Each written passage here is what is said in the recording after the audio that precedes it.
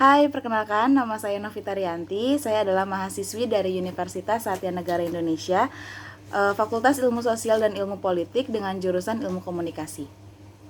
Pada video kali ini, saya akan membahas tentang public speaking. Sebelumnya, apa sih public speaking itu? Nah, public speaking ini adalah kegiatan komunikasi lisan yang dilakukan secara langsung di muka umum atau di depan sekelompok orang.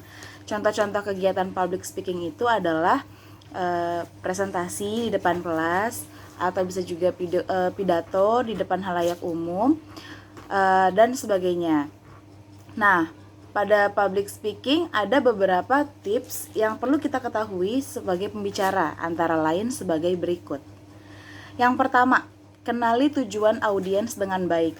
Saat akan melakukan public speaking, kita pastinya memiliki sebuah tujuan dan menginginkan agar apa yang kita sampaikan ini dapat diterima oleh audiens dengan baik. Oleh karenanya, sebelum menyusun materi, kita harus terlebih dahulu tahu apa yang menjadi tujuan kita sebagai pembicara.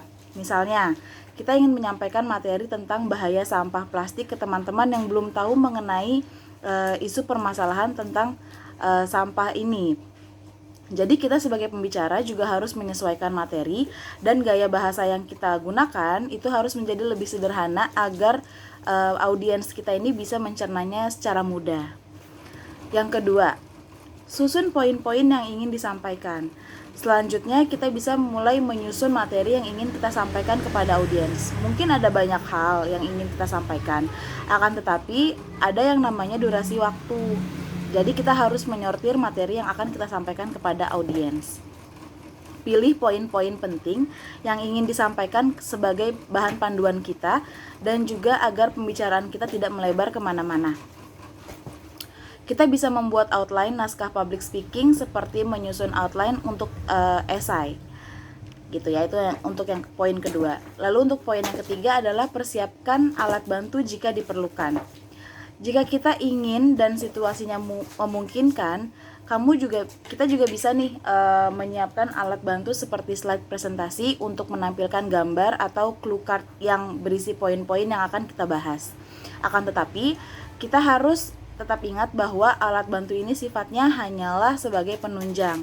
Jangan menulis terlalu banyak pada slide presentasi agar fokus audiens tidak terpecah antara apa yang kita sampaikan, apa yang kita bicarakan gitu ya, atau juga dengan tulisan yang ada di slide presentasi kita sendiri. Poin yang keempat adalah kuasai materi dan berlatih terus-menerus. Practice makes perfect. Nah, ini dia nih poin yang paling penting agar public speaking kita ini berjalan dengan lancar. Kalau kita sudah selesai mempersiapkan materi dan alat bantu, kini adalah saatnya berlatih. Latihan tidak cukup hanya dilakukan sekali atau 2 kali, tapi harus berkali-kali hingga kita sudah benar-benar lancar dalam membawakan materi yang akan kita bawakan. Kita bisa meminta satu orang teman kita sendiri nih untuk menonton latihan yang akan kita lakukan pada saat public speaking, agar teman kita ini bisa memberikan komentar ataupun kritik dan saran kepada kita untuk menampilkan public speaking dengan lebih baik. Seperti itu. Lalu yang kelima ada perhatikan aspek nonverbal. Latihanlah seakan-akan kita sudah berada di atas panggung atau di depan banyak orang. Jadi jangan hanya terpaku pada materi kita saja, ada hal-hal lain yang perlu diperhatikan juga, seperti volume suara, intonasi, tempo, kontak mata dengan audiens hingga posisi berdiri. Berlatihlah di depan cermin agar kita dapat melihat diri kita sendiri saat sedang melakukan public speaking. Selain itu, kita juga bisa merekam latihan kita sendiri ini sebagai bahan evaluasi diri kita. Dan yang terakhir adalah be confident. Kini adalah saat kalian untuk tampil. Kamu sudah menguasai materimu dengan baik dan pada saat ini kita sudah berlatih dengan sering, tetapi kita juga masih merasa gugup nih pada saat sebelum tampil. Nah, itu kita nggak perlu khawatir karena hal ini sudah wajar terjadi. Yang perlu kita lakukan adalah mencoba untuk rileks dan mengambil nafas panjang sebelum kita benar-benar tampil di depan halayak banyak. Kemudian saat sudah berada di depan banyak orang, kunci utamanya adalah percaya dengan kemampuan diri kita sendiri. Karena pada saat kita sudah percaya dengan kemampuan diri kita sendiri, semuanya akan berjalan dengan lancar, sesuai dengan apa yang sudah kita usahakan sebelumnya. Kita sudah berlatih terus-menerus, kita sudah menyiapkan materi dengan matang, dan pada hari H-nya kita sudah harus menyiapkan mental, menyiapkan kepercayaan diri kita sendiri.